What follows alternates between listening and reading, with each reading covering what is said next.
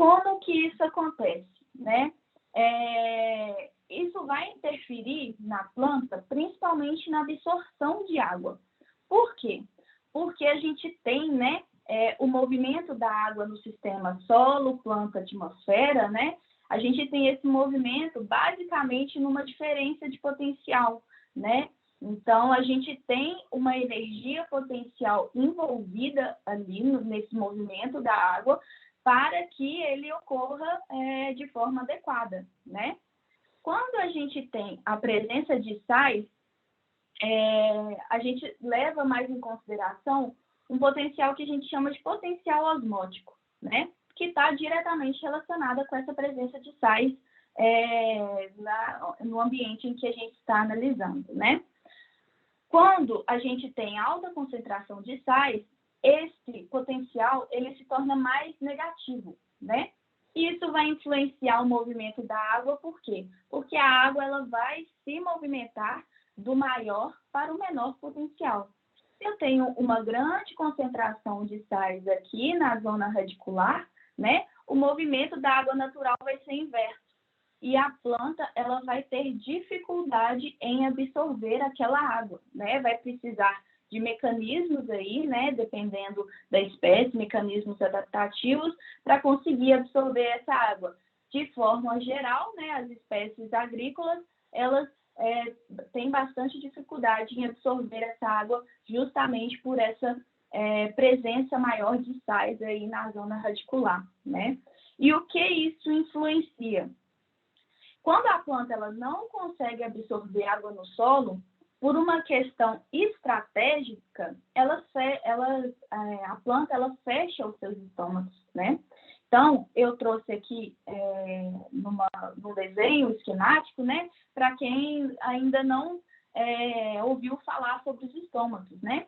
Se a gente pegar uma folha e fazer um corte bem fininho nela, levar no microscópio, a gente percebe, né, a presença desses estômatos, que são justamente essas estruturas que permitem, né, a perda de água por transpiração e também a captação de dióxido de carbono, né? Então, se o estômago estiver aberto ou fechado, vai influenciar diretamente, né, na perda de água por transpiração e, consequentemente, na assimilação de CO2.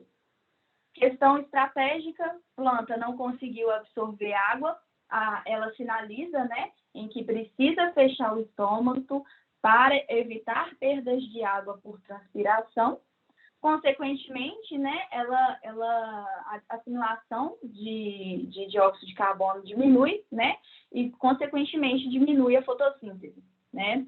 Afetando a fotossíntese, diminuindo as taxas fotossintéticas, é muito fácil a gente perceber que vai afetar também o crescimento dessa planta, né?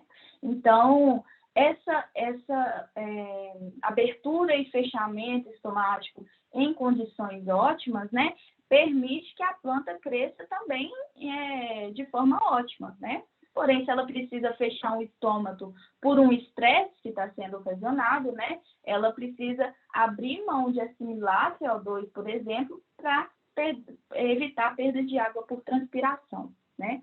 E aqui a gente tem um gráfico que demonstra muito bem isso, né? Se a gente tem uma restrição de água, né? Ou seja, o solo seca, né? A resistência estomática aumenta. O que é resistência estomática? Está relacionada com o fechamento estomático, né? Então, diminuiu a quantidade de água, a planta não conseguiu absorver água, né? Seja por realmente seca, ou seja, porque ela não está conseguindo absorver justamente por essa presença de sais, ela fecha o estômago.